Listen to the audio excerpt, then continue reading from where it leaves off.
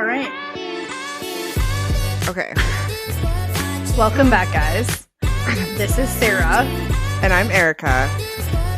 And we are Living Understaffed, the podcast about not putting your hands or hours and your best just isn't very good. Sarah, how have you been understaffed?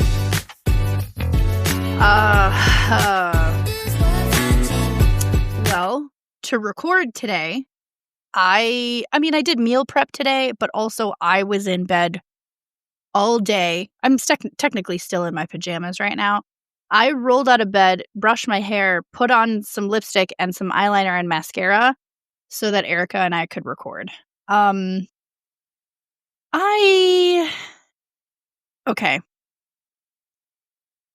We'll talk about the good stuff first. So this week was a busy as hell week. I work in admin, and the 3 other people that I work with were all gone.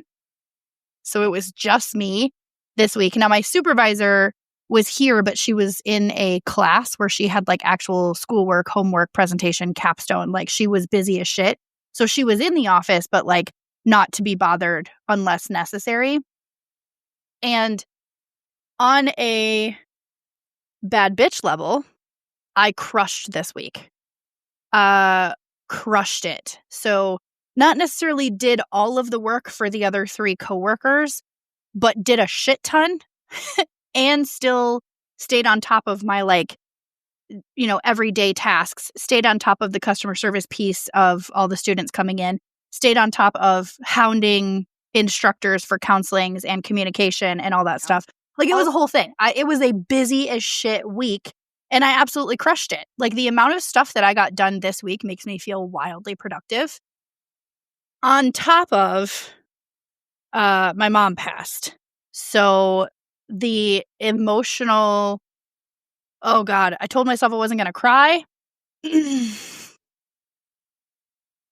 The emotional turmoil of like, oh God, I'm an awful person. I feel relieved in a sense of like, oh, this is awful, but like, I feel relieved that I don't have to deal with it anymore. I do. We all do. But then I also feel really guilty for feeling that way. And like,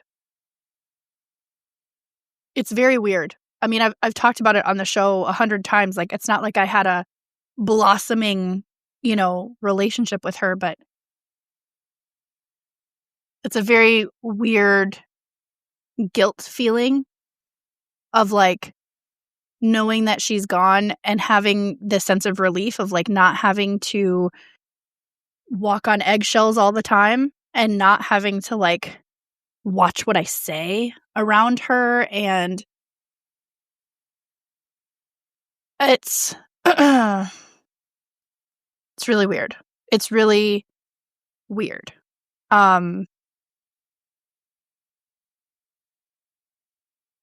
Yeah.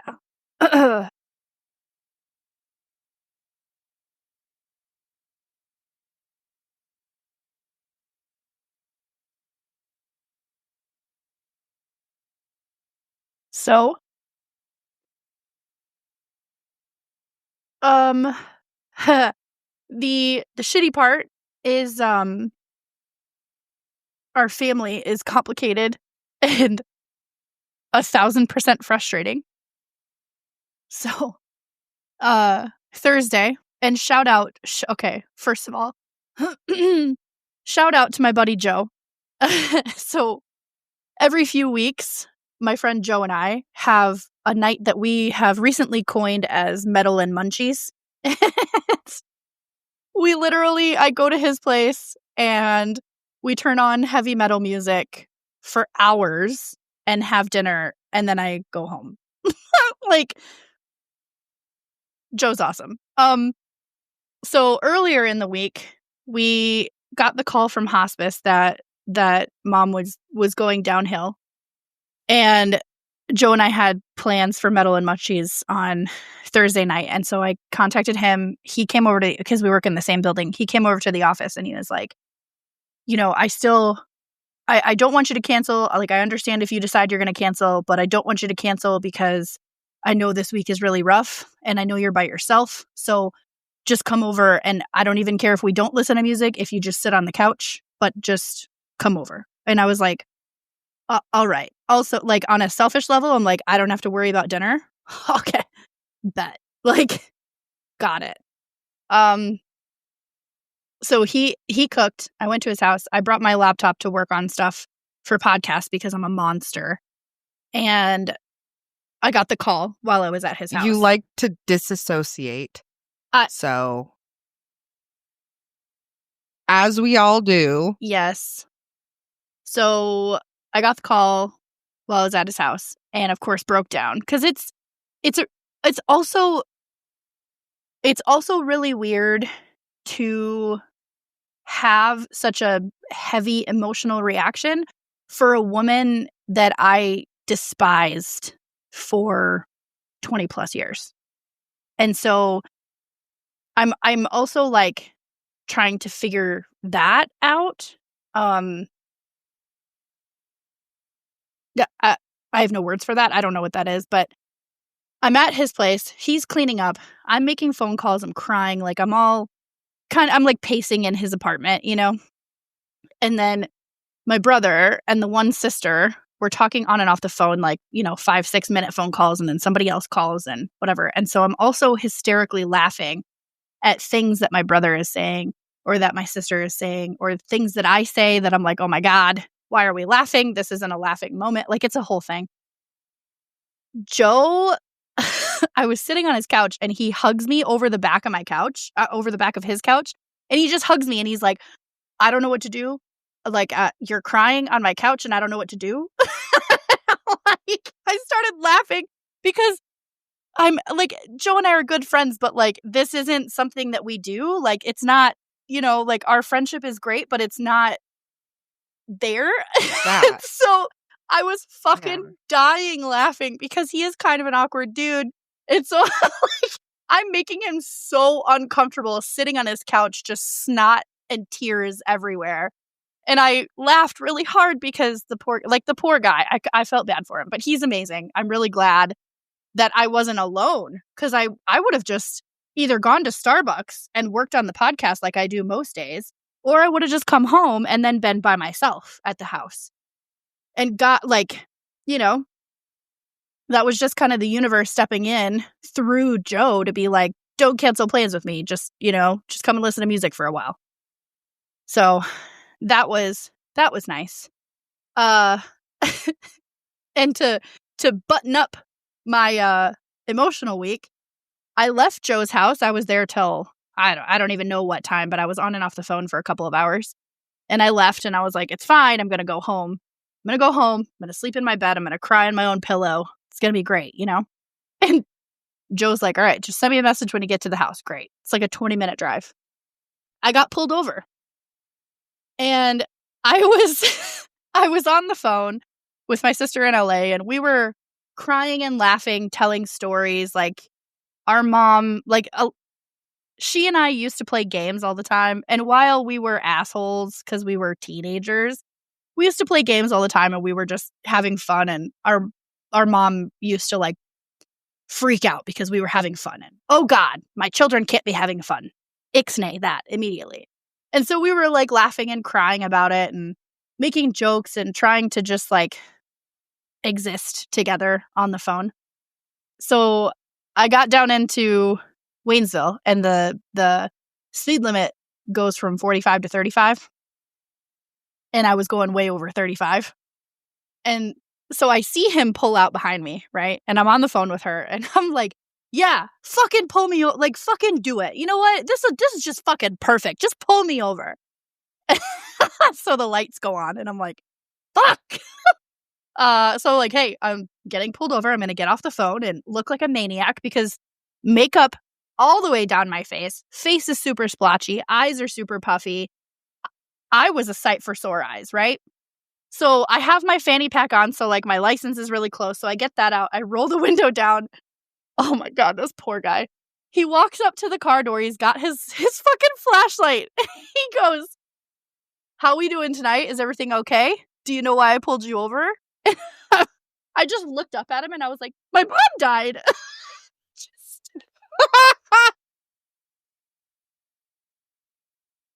I mean, feel free to cut this out of the episode, but I mean, that's one good thing she did for you. Oh, God.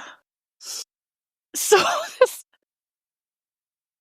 super nice guy, okay? Like, I talked to him for a few minutes and he was like, are you going to be okay to drive home? And I'm like, I'm totally fine. Everything's fine.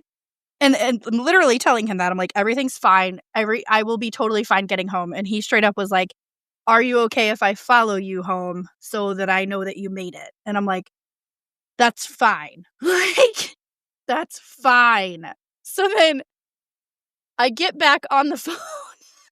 Oh, no. Just before I hung up with my sister. Guys, for any of our listeners that are here right now, let me just say, like, just to reiterate, the relationship with my mother was never, ever great. It was never good, even.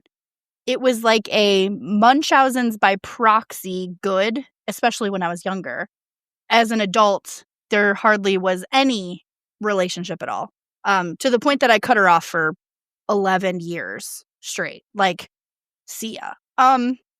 So when I'm making jokes about this, it is with a grain of salt, but it is also true. It is also a coping mechanism. So, don't cancel me yet. I just, Anyway, so as I'm pulling over into a parking lot for this police officer, my sister is hysteric on the other end of the phone line. And she's like, no, don't pull her over.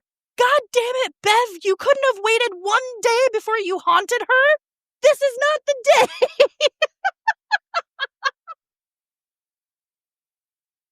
Oh my God. Yes.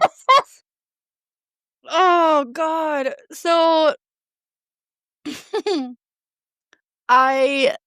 that was a really, really long story to basically say, yes, I am understaffed. And I think I'm in a bit of shock. Because I'm functioning and I haven't, other than Thursday night, I haven't really like broke down. So I don't know. I'm here. I'm existing. We're recording. So I feel okay enough to record. I'm just here. I guess that's my only thing. Hey friends, let's talk about something we all cherish, our memories. Whether it's old family photos, home videos, or those special moments that define our lives, they deserve more than a shoebox or a cluttered cloud drive. That's where Forever comes in. Forever is your permanent digital home for preserving, organizing, sharing your most treasured memories without ads, without data mining, and with a guarantee for generations to come. There's a need to digitize old photos and home movies that have been stuck on that VHS. Forever makes it easy. Do you want secure private cloud storage? You pay once and you own it for a lifetime plus 100 years. If you love creating custom photo books, I definitely do. Gifts, coffee cups, blankets, keepsakes. Forever has the options that you'll love. If you want the best deals, join Forever Club. Not only do you get nearly 5% off everything, but you also earn free storage every 3 months and get access to exclusive calls with the Forever founder. So your memories deserve more than just a temporary fix or a thumb drive that we've lost. Or, I've even worked with a couple people that their external hard drives have all of a sudden stopped working. So let's try to avoid that. You deserve Forever. And the link is in the show notes, and we'll link it to this video as well. Good luck out there. Let me know if you have any questions.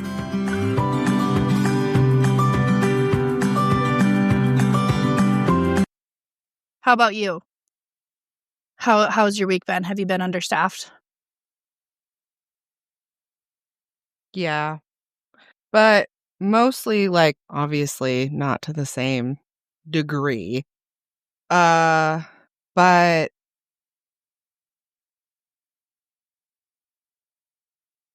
my week was good, but I'm having trouble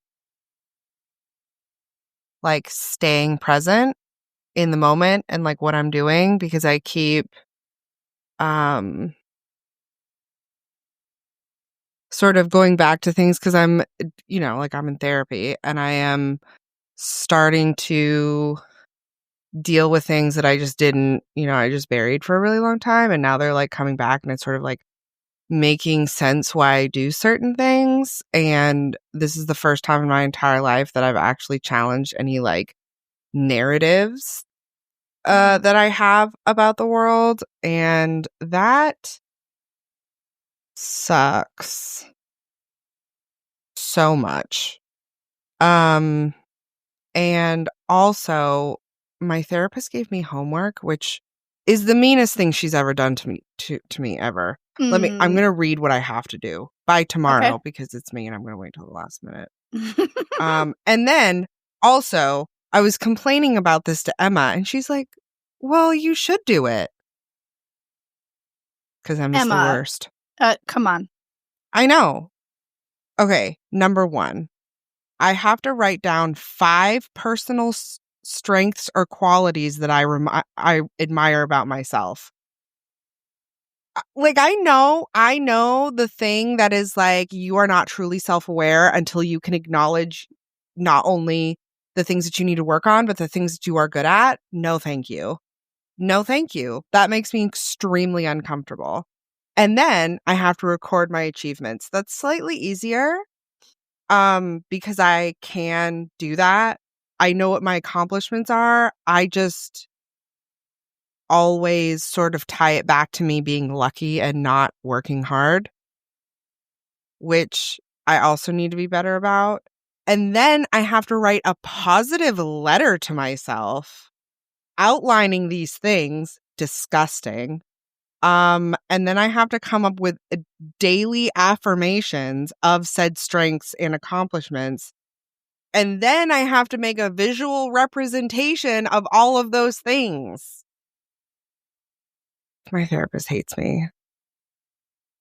First of all, that sounds awful. No. Your therapist is a fucking hardballer. Because I know. First of all, okay, I can help you with all of this. I'm not going to. I have suggestions, but I could help you with all of this. Second of all, my therapist also on day 1 of working with her back in Germany, like 100 years ago, she gave me homework and she gave me one thing to do. This bitch gave you like 17 things. Right? Holy.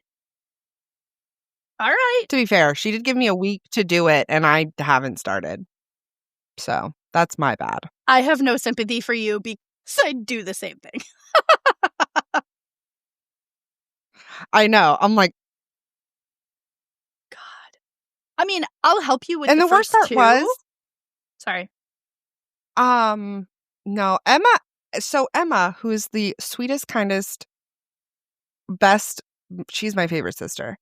Was like, I was complaining about it, and she was like, "What do you mean?" And then she just like rattles off all the things that she's like, these are all great qualities that you have, and I was like, yeah.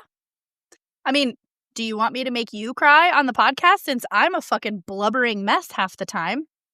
Because are you an Excel spreadsheet queen? Yes. Are you one of the kindest people on the fucking planet? Yes. Do you give a shit about animals that are about to go to a fucking shelter and you're like, oh, I'll take her? Yes. Like, do you help another person who you barely know as a dance teacher and move into her house and help her clean it out when you don't fucking have to? Yes. Do you crush it at work and go teach grown men how to be grown men and do their fucking job? Yes.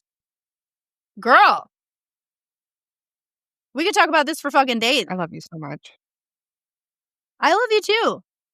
This is also why I'm not going to fucking help you with this list because you 1,000% are capable of doing it. You just don't want to.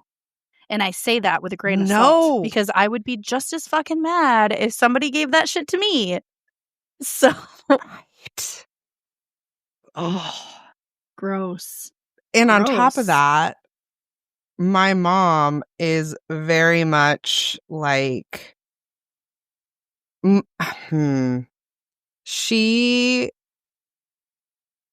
honestly do think it comes from a good place.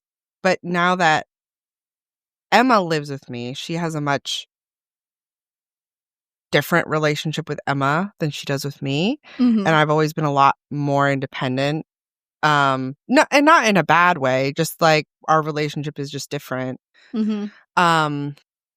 But now that my mom has like an in into my life, I know her and I know she's like, how's Erika doing?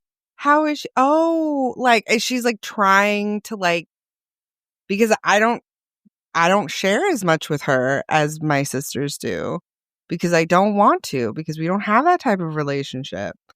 And it's just really frustrating because I can't just, like, I mean, and there's, I mean, honestly, like, I know how she is, and I know that there's nothing that Emma can do about it except for like completely shut her out of her life, which she's not going to do. And No, and she shouldn't have to. I'm not That's her either. choice. Yeah. No. Like, Yeah, absolutely. exactly. So I'm like, whatever. Because I also know Emma, and I know Emma's not telling her my whole business. So, like, I'm not worried about it. I just wish that my mom wasn't like that. And I used to be better. So I went through this, like, for a really long time. I think you and I can both relate to this, where we just were very high functioning, but like on the inside, not doing well at all. Right? Like, correct. Or like physically we weren't doing well. Yep.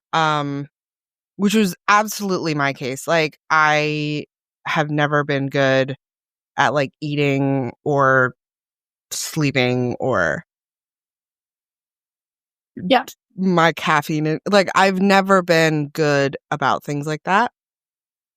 And the more things I have going on, the more I'm like that. And a lot of the time, if I'm in a situation where I feel like I don't have a choice or it's just easier, like definitely when I was living in the same hometown, like the same town as my mom, I was like, I can't deal with this right now. So I'm just not going to deal with it and just like keep it pushing. Like, I am dealing with all of this stuff and I do not have the space to deal with it. So I'm going to put that on the back burner for now. Unfortunately, that was like 10 years ago. And I have so many things that I put on the back burner that there's now no room for anything on the stove, as it were. So, and I think I started really like digging into that stuff maybe 6 months ago. Maybe a year ago. And then like also like getting divorced, because I had to really think about like what do I want as an individual person, which I had never thought of before, like legitimately, because I took care of my sisters and then I took care of my husband and then now it's me by myself. And it's like, by trying to, it's like everything's connected. I'm trying to put my physical health like at a higher priority, but in order to do that, I have to stop automatically like ignoring any sort of cue from my body. Like, I'm tired, I'll just drink caffeine. I'm hungry. No, you're not. Like, I need to stop doing those things. And I can't just do it. I can't just do it with some things and not other things. So that is like and I'm not saying it's bad. Like, there are times where you legitimately need to like put your blinders on and just deal with whatever you're doing because you're an adult and you just have to put one foot in front of the other. Like you right now, like, But that and like executive dysfunction is a fucking real problem for me. And I'm like, I am, to the people around me, I used to be much higher functioning for them. Like I was more accommodating to them. I was easier to be around for them, but I was not taking into account my own needs really at all. And now I am doing that. So it's sort of this struggle of like, I'm dealing with all of this stuff and I know I'm not as good. I'm not as easy to be around for anybody. Mhm. And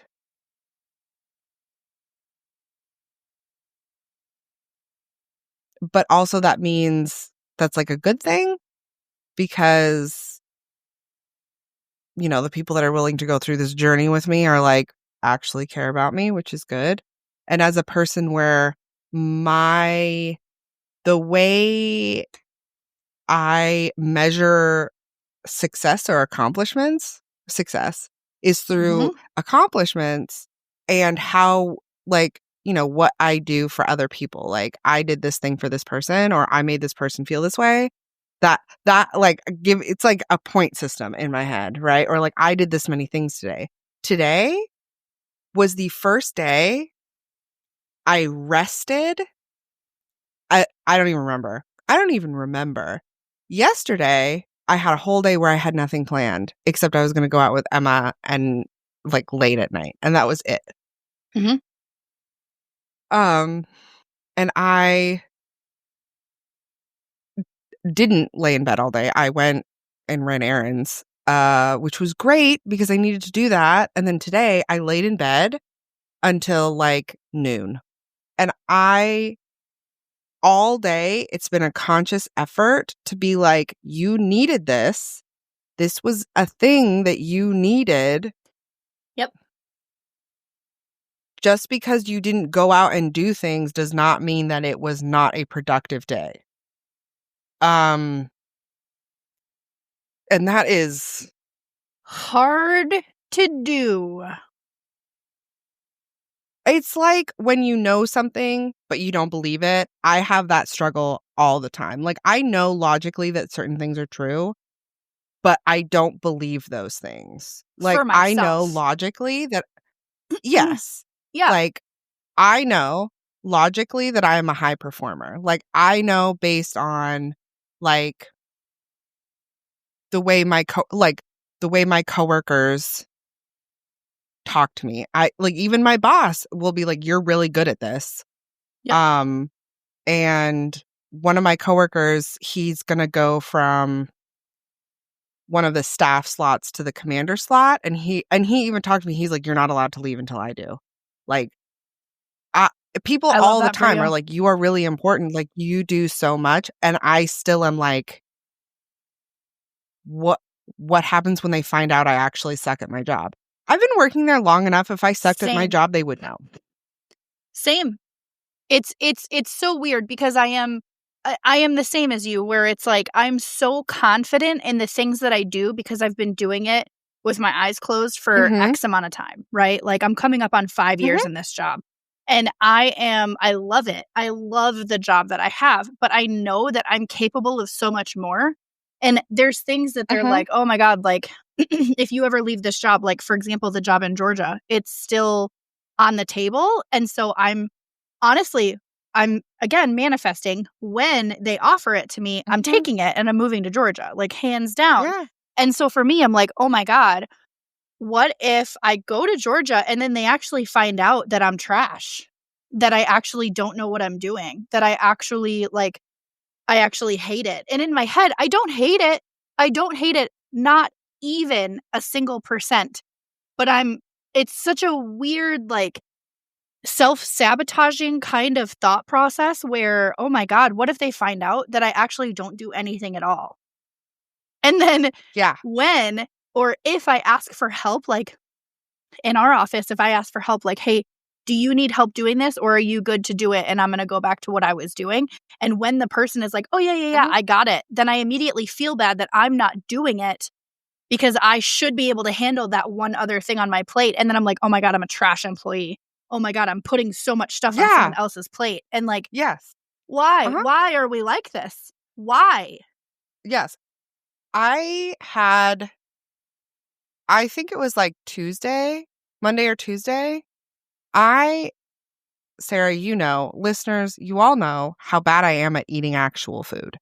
And taking like breaks during the day when I'm really busy. And I had 3 coworkers be like, Erika, make sure you take lunch today. Like, people don't do that to people that they don't care about. Oh my God. They don't notice whether or not you take a lunch, and they don't really care if you do or not. So that was it's really nice, and I'm sitting here like, that's so sweet, but I'm like, but I'm still not going to take in my a head lunch. I'm like, huh. no, I'm not, but that's because I'm a menace to myself. Correct. And just 3 raccoons in a trench coat. But like, I know these things, like, logically I know these things. I've had the 2 new supervisors at the other office that I trained. They told like our chief when he went down there, they were like, he came into my boss's office when I was in there, and he was like, I just want to let you know that like they could not stop talking about how much help you were getting them all set up and like getting them access to everything they needed to. And I told you about the binder that I built, the continuity book with tabs. Oh, absolutely. It's hot. It's so hot.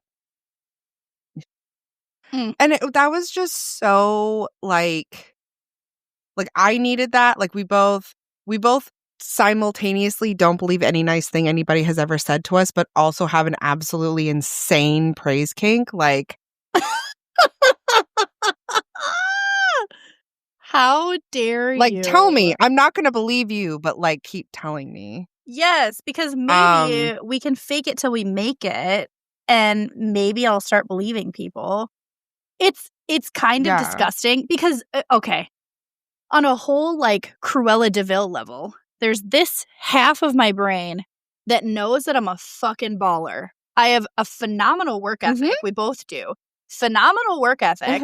We are wildly creative. We have passion. We have hobbies. We are passionate about life in general. There are things that we like. There are things that we don't like. We have boundaries for people, including ourselves. And then this other half of our brain is like, no self-care. Fuck that. We're really terrible at our jobs. We actually suck as human beings in general. And I don't know how we're functioning. Everyone's just being nice.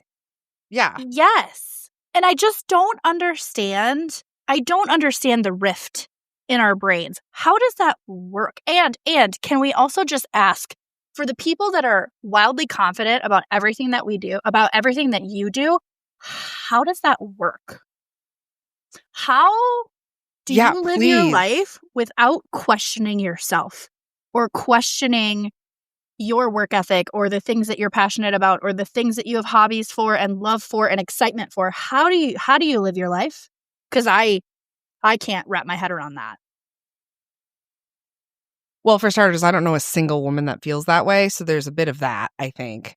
God, and it's also and also, like,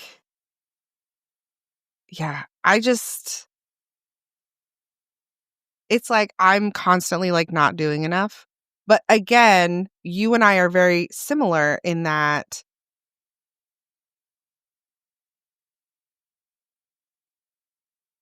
achieving doesn't mean you're supposed to.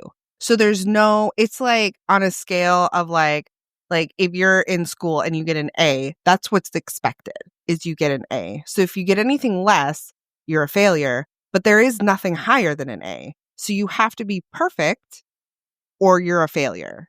And that 100%. Is not logically how I think about it, but that's honestly how I am. I'm like, I need to be 100%, like never make a mistake, be the best at my job, like be the best at everything that anybody gives me, make sure that I get it done, all of this stuff.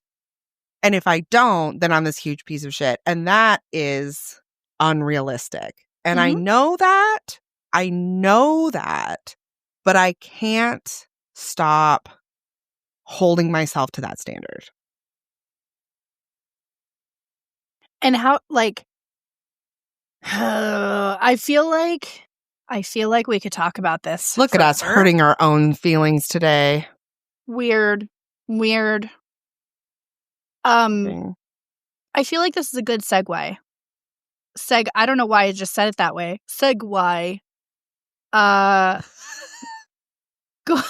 Go ahead and intro our topic today, which will continue to hurt our goddamn feelings. We are talking about how to self-care during when you're going through severe emotional turmoil, like the passing of a parent or a divorce or what have you. Yep. Sarah, how have you been self-caring? Ish. First of all, call me out immediately. The answer is I haven't. And I've been anybody who listens to this podcast more than one episode knows that you have not. I am okay. This week, with having my department as just me and having new students come in and a graduation and all of these things, right? I know that I'm really good at this job. Half of my brain knows that I'm really good at this job. And so I can hyper focus on that and I can block out all other emotion, thought process, whatever.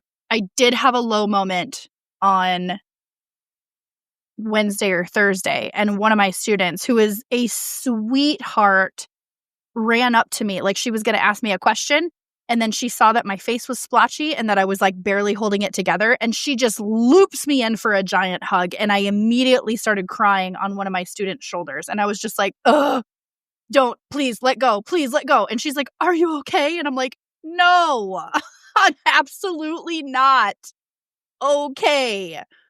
But I like grabbed the tissue box and left because my office was filled with like 30 students. And I'm like, I can't have this conversation 30 times over. So I exited for like 15 minutes and composed myself. And I went back to work. And the rest of the week, I was good for the most part. So for me, compartmentalization is how I function. And this week, getting a lot of really tragic news, it's the only way that I've been able to wake up and go to work and get things done. Wildly and hyper-focusing on the job at hand, this has been the most productive week I've probably had since 2023. I'm really good at my job, and I do my job well, and I get my job done every week, but this week, I think just the pressure of being by myself and the news that we knew was coming, I just put that in a little pocket in my brain back here, and that's where it needed to stay in order for me to function. Self-care was not a part of that. Like, that was also compartmentalized. So in whatever chunk of my brain that you want to pull out that says this is the work chunk, that's what I focused on. And I focused on some of the podcasts. We did have a bye week, thank God, because I needed that. The episode's almost done, but it was just, hey, Erika, thank you for being a kind human. But no, I mean, the fact that I've eaten hardly anything this weekend is a fucking miracle, mostly because someone else fed me and they were like, you will eat. What do you want? Because if you don't tell me, I'm just going to bring you something. So that was nice. I had a smoothie yesterday, which was great. And then I did wake up and made eggs this morning, but I mostly did that because I have food that's going to expire so I could meal prep for this week because I will leave at the end of the week to go home for my mom's service. So that was, technically self-care, but it was because I have X other things going on. So it wasn't like, so short, long story long, no actual self-care. And now that I've said that all out loud, I'm mad at myself. And the real question is, will it change? No, probably not. Yes. So I moved out of my ex-husband's house the end of last year, and I was pretty over the relationship before I moved out, so that part was not very difficult for me.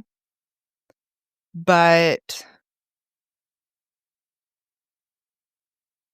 packing all my stuff up and putting it in my car and taking it to a new place, and how he was acting during that whole period really fucking sucked. Like, I've been with this person for 12 years, and even though no part of me wants to be in a relationship with them anymore, it was still like,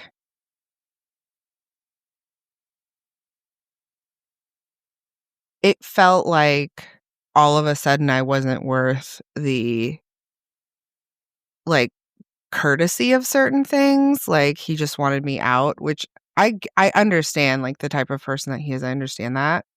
But it was still like, it sort of reinforced the narrative that I have, which is that people only want me in their life for what I can do for them and not for who I am as a person, which, again, I know is not true. I know that's not true. But, and definitely with, like, romantic relationships, because that is not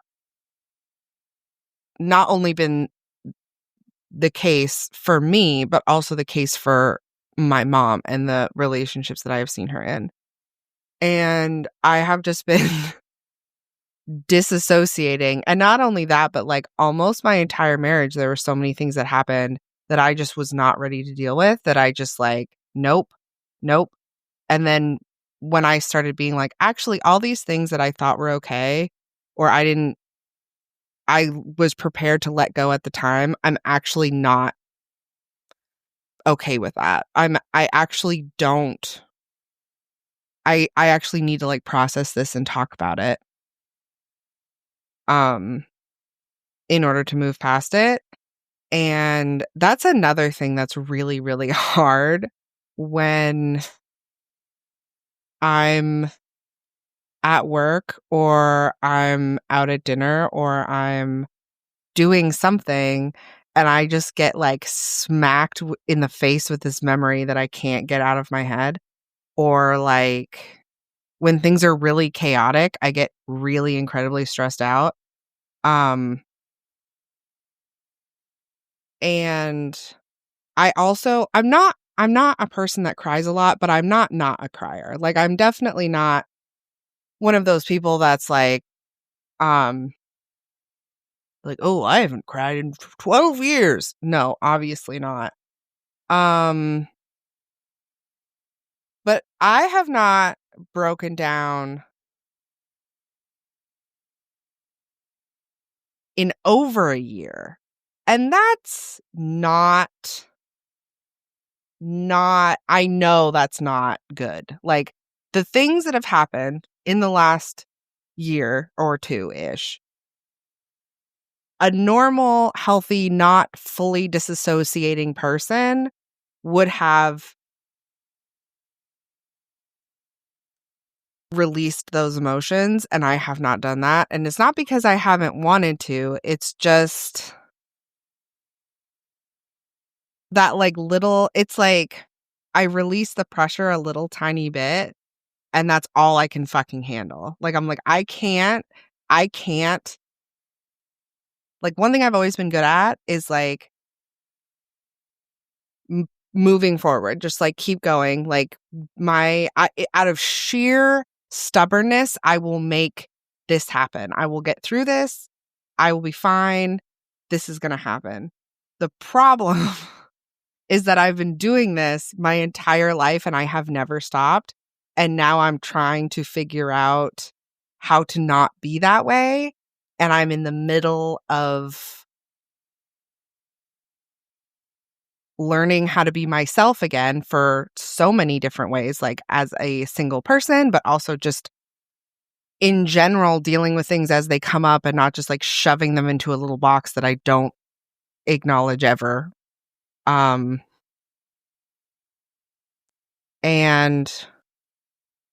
I was talking to somebody and he said something and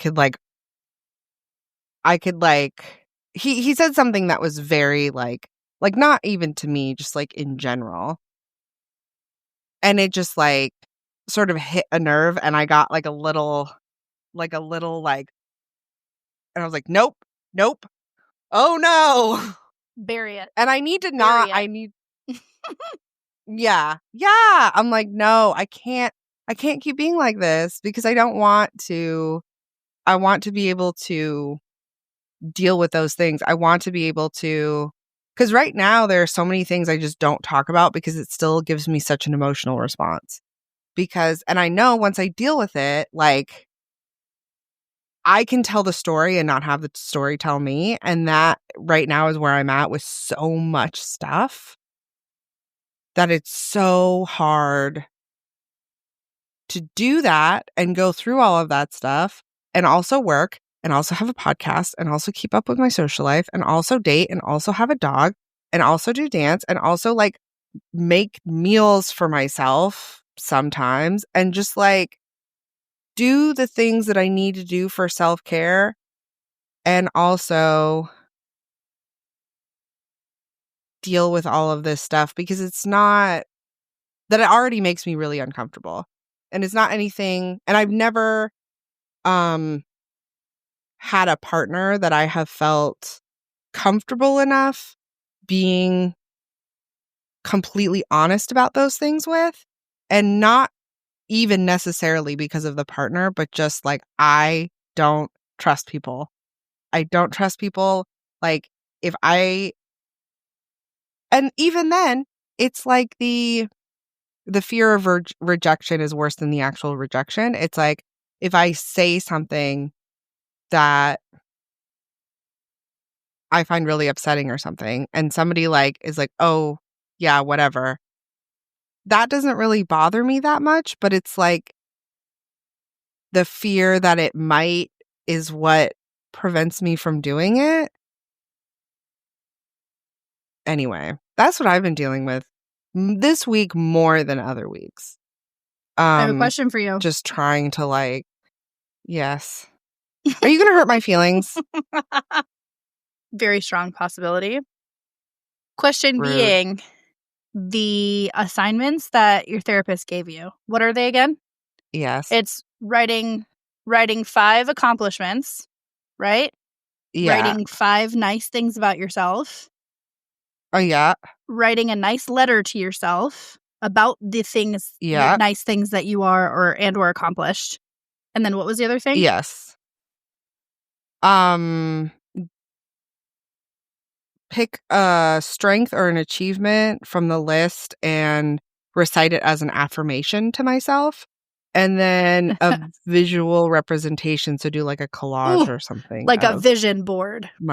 Hell yeah. Yes. Okay. So, how hard is it going to be for you to write those 5 nice things about yourself? Oh, God. My suggestion to you, and this is not easy, because I don't think that I would do it, but my suggestion to you is to cry while you're writing those 5 things and or doing any of those assignments. I think the hardest thing for me would be writing a nice letter to myself. Because the other thing is I can make a list because, right, like there's that half of my brain that's like, I'm a bad bitch. Here's my 15 things, actually, not just 5. Here's my 15 or 18 things. But the nice letter to myself would be hard. My suggestion to you is to actually let some fucking emotion loose, because that's all part of the learning process and releasing some of those emotions.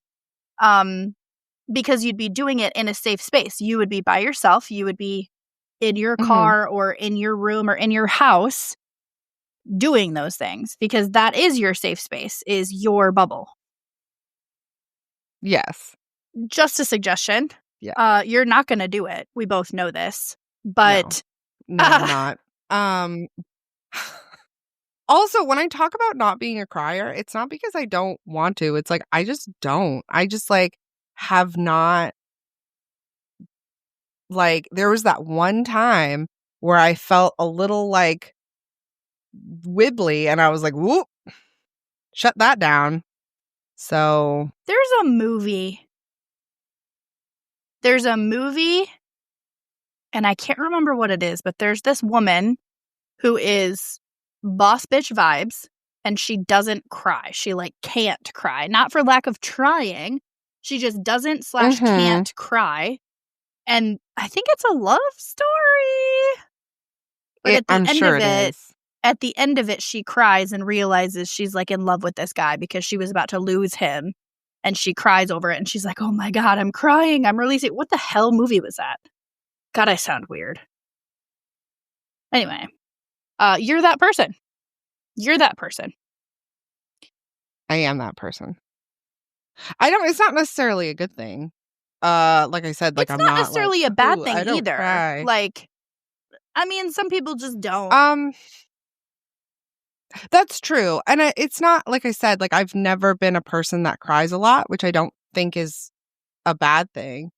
I think also I'm not super like outwardly emotional, which again, that's just sort of like the person that I am. Which again, I don't think is a bad thing. But yeah, it's just like I know it's coming. It's gotta be coming. And I just don't know when it's gonna get here, and I am not looking forward to it. Because here's the thing about mental breakdowns is that you can't schedule them, which is rude.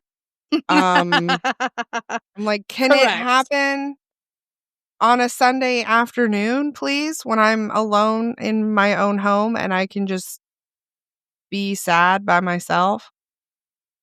No, I wish. That's not how it's gonna happen. It's gonna happen if I'm like on a date or I'm like driving to work or I'm like in the post office. That's when it's gonna hit me, and that is what I am not looking forward to. Yeah, that's the worst part is where the hell was I? Why was that in my car? Oh, so Tuesday, when I got the call about, so hospice came in to my mom's house and said, like, she hasn't been eating, she hasn't been drinking, she's been asleep for 12 plus hours, she's not talking. It's gonna happen soon. Next day, next 2 days, you know. And morbidly, one of the jokes that we said was, well, she'll probably last another like 9 weeks because she's stubborn as fuck. So like, all right. I was at a self-defense class when I got the phone call, and they were about to take a group photo, and I was like, I have to go, my mom's dying. And they were all like, what? Sorry, like, gotta go. So I'm in my car. Yeah. My stepdad calls. He tells me what hospice says. And I, again, wasn't expecting the emotions to happen, but they're happening as I'm driving down the road. And I'm like, this is not the right time. Like, this is not good. So I got back to the parking lot at work, and I park the car, and as soon as the car went into park, I immediately lost it. Just ugly, crying, gross, lost it. And my stepdad's telling me, what's going on. And I was like, you know what? I was like, I have a favor to ask of you. And he says, Mhm. okay. And I said, can you just put the phone on speaker and put the phone next to her? Oh, God. And the number of things that I want to say to her, like, there are all of these things flashing through my head, like, you were a cunt for years. You put your hands on me for years. I cut you off for years for a fucking reason. And, there's all these things. So, funnily enough, I also had to walk my stepdad through how to put the fucking phone on speakerphone. So there was that. And I was laughing because I'm like, Jesus Christ, all right. And so Yeah, big boomer energy. he puts the phone next to her, and the only thing, I say my goodbyes and let her know, there's no point in letting this linger. Like, you don't need to be in pain. The morphine is there for you to use. I know my stepdad's giving you morphine and whatever else, and you haven't eaten in days. You haven't been eating since Thanksgiving. Like, this isn't a way to live. This isn't a way, if you have to go, you have to go. Just, we're all here. We're there in spirit, whatever. And I said all of these really nice things. And I broke down in the car, And of course, I'm also showing emotion to my stepdad that it's something I don't normally do too, because he's not a safe person for me. And so I was like, all right, I have to get off the phone. I have to go. Bye. Love you. See ya. Whatever. So my brother calls almost immediately right after that. And he's like, hey, I called Al, but he ignored my call. And then I called him, or he called me back and said he was on the phone with you. So I was like, let me call her. And, and Dave, it's just like the things that he was saying, it made me cry. It made me laugh. And I just, that emotion of sobbing, of just that emotional release of just tears and just heavy emotions and things getting off your chest, but then laughing at the same time. My whole body has just been so confused because I'm functioning and I'm sad, and then I feel very guilty, and I'm also trying to make sure that I brush my teeth and shower, also trying to make sure that I remember to eat something. And there's all of these things happening, but I'm also hysterically laughing at different things, whether it's work, students coming in and talking, or if it's my brother and sister calling, and it's all of these things. But then it's also anger and frustration because literally planning her service has been fucked. It's just been fucked. And then the coordination, I have eight living siblings, and we live in 8 different places. So just the coordination of getting everybody into town is fucked. It's all just so frustrating. And I truthfully don't understand how I'm functioning and how I'm not just a body sack, just laying in bed in a depressive mess. But it's also very apparent, at least to me, it's also very apparent what my relationship was like with my parents, because the way I'm seeing it is it's much more of a business relationship where I'm going to be a better person and I'm going to stay in contact with you because that's the right thing to do. And you are my mother. You are my biological family. But the connection of her being my mom, it doesn't exist. She was my biological mother. She was my parent, but she was a shitty parent. And she wasn't my mom. She was just my mother. Do you know what I mean? It's that weird. It's just weird. And so emotionally, I feel like a fucking monster. I feel guilty for not having more emotion over it. But I also know that if I did, I wouldn't be functioning the way that I am right now. So Yeah. it's like an ebb and flow of what the hell is my brain and body doing? I don't know. I'm just existing right now. Yeah. Yeah.